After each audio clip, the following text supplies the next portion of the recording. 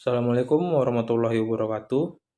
Baiklah, kami dari kelompok 4 akan memberi penjelasan tentang materi kami yang berjudul Kesulitan Belajar dan Pembelajaran, di mana penjelasan pertama akan saya jelaskan sendiri.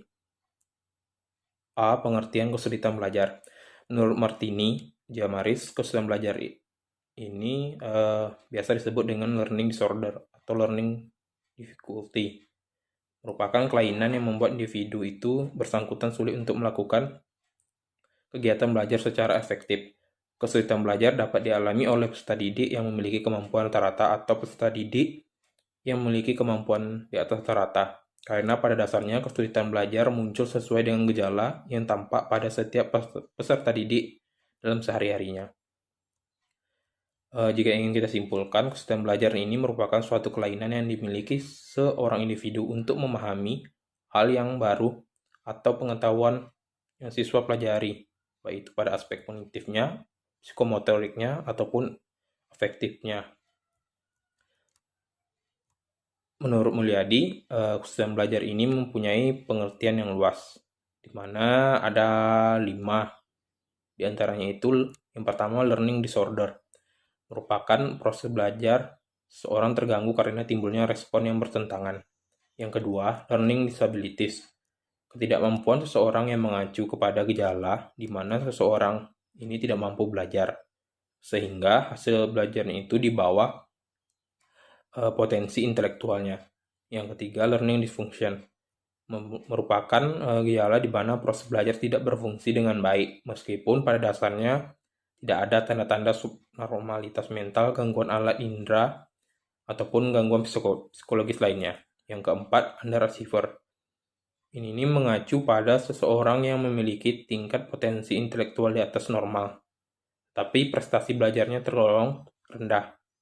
Dan yang terakhir, slow learner, merupakan seseorang yang lambat dalam proses belajarnya, sehingga membutuhkan waktu yang lebih lama dibandingkan orang yang memiliki taraf potensi intelektual yang sama dengan dirinya. Terima kasih.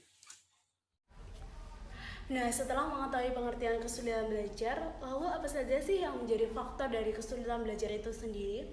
Menurut Slameto pada bukunya yang terbit pada 2003, faktor yang mempengaruhi kesulitan belajar itu ada 2, yaitu faktor internal dan faktor eksternal. Nah, faktor internal ini adalah faktor yang berada di dalam individu yang sedang belajar. Nah, di antara faktor internal ini ada faktor fisiologis. Nah, berkaitan dengan fungsionalisasi tubuh, misalnya kemampuan koordinasi tubuh, ketahanan tubuh, kesehatan, dan koordinasi anggota gerak tubuh. Nah, seperti kesiapan otak dan sistem saraf dalam menerima, merespon atau menyimpan, bahkan memunculkan kembali informasi yang sudah didapatkan atau disimpan. Nah, kondisi fisiologis pada umumnya sangat berpengaruh atau berperan terhadap kemampuan bagi seseorang anak yang memiliki atau dalam keadaan segar, jasmaninya akan berbeda, sangat berbeda belajarnya dengan anak yang dalam keadaan kelelahan atau anak yang kurang gizi. Ini akan mudah mengantuk sehingga dalam kegiatan belajarnya mengalami kesulitan dalam menerima pembelajaran. Selanjutnya adalah faktor kejiwaan. Nah, ini faktor ini berkaitan dengan emosionalisasi siswa. Nah, siswa yang kurang mampu untuk mengontrol kondisi emosinya sehingga berpengaruh terhadap kinerja otaknya juga. Nah, ketika kondisi atau emosi kejiwaan ini siswa mengalami masa labil atau lebih cenderung siswa akan bertindak seperti gegabah, ceroboh, acuh, dan cenderung mudah terpancing untuk marah. Nah, kita nantinya sebagai orang tua dan calon guru juga harus mampu memahami kondisi kejiwaan siswa tersebut dan mampu membangun kondisi lingkungan yang baik sehingga mampu mendukung dan merubah kondisi siswa ini agar menjadi lebih baik. Nah, faktor kejiwaan ini bisa dapat berubah ke arah yang lebih baik, yaitu dengan cara siswa tersebut bersikap lebih dewasa, sabar, bijak dengan adanya dukungan dan upaya dari siswa itu sendiri. Setelah itu ada yang terakhir ada faktor intelektual, di mana faktor ini merupakan faktor kecerdasan siswa. Nah, setiap siswa itu memiliki tingkat kecerdasan yang berbeda. Nah, kemampuan intelektual ini berkaitan dengan kemampuan siswa untuk menangkap materi, mengolah, menyimpan hingga merecall materi untuk digunakan kembali. Nah, selanjutnya ada faktor eksternal, yaitu faktor dari luar, yaitu seperti faktor keluarga, yaitu tentang bagaimana cara mendidik dan hubungan orang tua dengan anak. Nah, ada faktor suasana dalam keluarga. Suasana sangat gaduh atau ramai juga berpengaruh dalam kesulitan belajar. Setelah itu ada faktor ekonomi dan keluarga. Nah, keadaan yang kurang mampu itu juga sangat berpengaruh dalam kesulitan belajar. Setelah itu ada faktor sekolah, misalnya faktor guru. Guru tidak berkualitas, hubungan guru dengan murid kurang harmonis, itu sangat berpengaruh dalam kesulitan belajar. Setelah itu metode mengajarnya yang kurang disenangi oleh siswa juga berpengaruh. Nah, itu ada faktor alat dari sekolah, yaitu pelajaran yang kurang lengkap, faktor tempat, gedung, dan faktor kurikulum pun juga berpengaruh. Jika bahannya terlalu tinggi, pembagiannya kurang seimbang, waktunya kurang disiplin, itu juga berpengaruh dalam kesulitan belajar. Nah, yang terakhir ada faktor media dan lingkungan sosial. Nah, ini meliputi untuk media, bioskop, TV, surat kabar, majalah, buku, komik, ini juga berpengaruh dalam kesulitan belajar. Setelah itu ada lingkungan sosial, meliputi teman bergaul, lingkungan tetangga, aktivitas dalam masyarakat. Itu tadi adalah faktor-faktor yang mempengaruhi kesulitan belajar. Menurut Dr. Andes Umar Hamalik, faktor-faktor yang bisa menimbulkan kesulitan belajar dapat digolongkan menjadi 4, yaitu yang pertama faktor dari diri sendiri, yang mana faktor ini timbul dari diri siswa itu sendiri. Faktor ini disebut juga sebagai faktor internal karena faktor internal tidak mempunyai tujuan belajar yang jelas, kurang minat belajar, kebiasaan belajar, dan kurangnya penguasaan bahasa. Yang kedua, faktor dari lingkungan. Faktor yang berasal dari dalam sekolah seperti cara memberikan pembelajaran, kurangnya bahan-bahan bacaan, kurangnya alat-alat pembelajaran, dan bahan pelajaran yang tidak sesuai.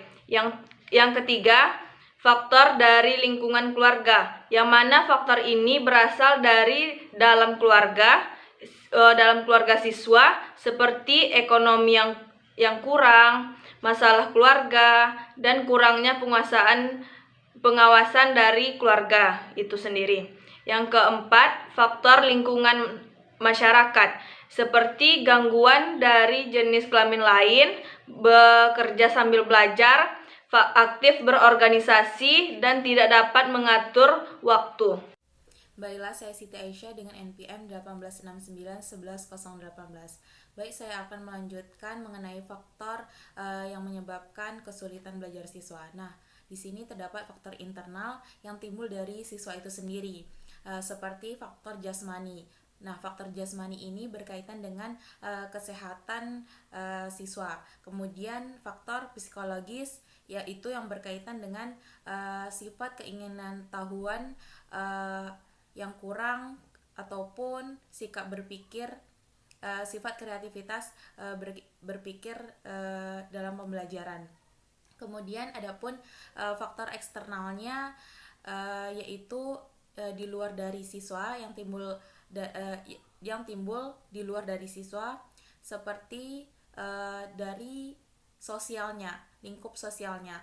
Adapun lingkup sosialnya itu seperti lingkungan rumah, berasal dari keluarganya seperti ayah, ibu, atau kakak adik dan lain sebagainya.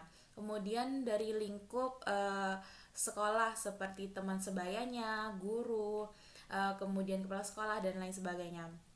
Kemudian dilihat dari lingkup masyarakat sekitar di tempat tinggalnya. Nah, adapun faktor eksternal yang kedua yaitu non sosial, itu berkaitan dengan keadaan udara di kelas seperti lembab atau keringnya di dalam pembelajaran di kelas, dan kemudian waktu pembelajarannya, kemudian cuaca dan tempat ataupun gedung itu juga berpengaruh. Kemudian alat-alat atau sarana dan prasarana di dalam kelas, di dalam pada pembelajaran.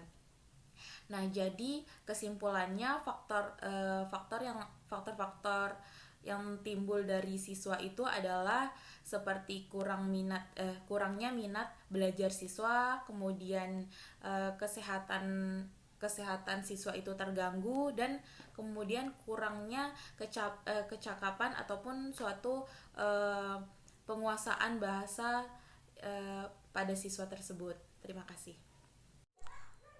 Baiklah, saya Mira Astari akan menjelaskan mengenai jenis-jenis kesulitan belajar. Kesulitan belajar ini merupakan kondisi di mana siswa menghadapi kendala tertentu saat proses belajar mengajar dalam kelas. Nah, kesulitan belajar ini biasanya disebut dengan learning disability. Cortiella menyatakan ada 4 jenis dari kesulitan belajar. Yang pertama yaitu diskalkulia. Diskalkulia ini merupakan gangguan dalam penguasaan konsep matematika dan memecahkan masalah aritmatika. Yang kedua, disgrafia. Nah, disgrafia ini merupakan gangguan dalam menulis. Yang ketiga, gangguan proses visual dan auditori, yakni gangguan dalam memahami dan menggunakan bahasa yang verbal dan tulisan, tetapi pendengaran dan penglihatan anak ini cenderung normal. Yang keempat, kesulitan belajar nonverbal. Kesulitan belajar nonverbal ini merupakan gangguan yang berasal dari belahan otak kanan dan menyebabkan masalah intuitif, visual spasial, organisasional, evaluatif, dan holistik. Terima kasih. Adapun Carey dan Waddington dan Wadsworth menyatakan ada 7 kategori kesulitan dalam belajar, yaitu 1. Disleksia merupakan gangguan dalam kesulitan membaca. 2. Diskalkulia merupakan gangguan dalam kesulitan berhitung. 3. Disgrafis merupakan gangguan dalam kesulitan menulis. 4. Dispraksia, gangguan dalam koordinasi mata dan tangan, keseimbangan, dan ketangkasan manual. 5. Disfasia, gangguan dalam memahami bahasa lisan dan minimnya pemahaman bacaan. 6. Gangguan proses auditori, gangguan dalam membedakan bunyi dan bahasa. Yang terakhir, gangguan proses visual, gangguan dalam menginterpretasikan informasi visual. Baiklah, di sini saya akan menjelaskan penjelasan selanjutnya, yakni tentang D, analisis permasalahan dan kesulitan belajar siswa.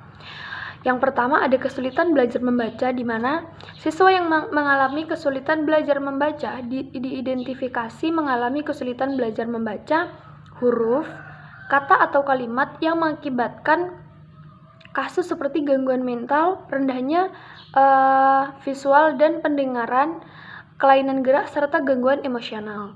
Yang kedua ada kesulitan belajar menghitung. Kesulitan belajar yang dialami anak ditandai dengan kesulitan menghitung yang tidak memahami simbol di dalam sebuah aritmatika.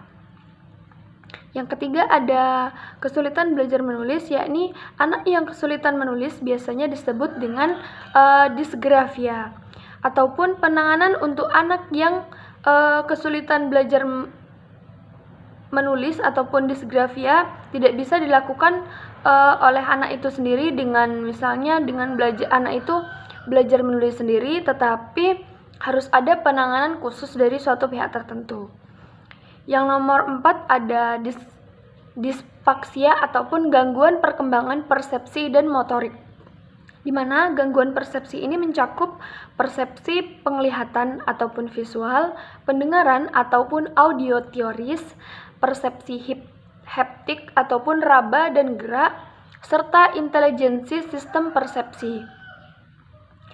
Yang terakhir ada afasia. Afasia merupakan kelainan bahasa yang disebabkan oleh adanya kerusakan pada pusat-pusat tertentu yang disebabkan oleh adanya lesi di pusat bahasa yang menyebabkan seseorang mengalami kesulitan dan kehilangan kemampuan dalam simbolisasi aktif ataupun simbolisasi pasif. Terima kasih. Sekian penjelasan dari kelompok kami. Kurang dan lebih saya mohon maaf. Saya akhiri.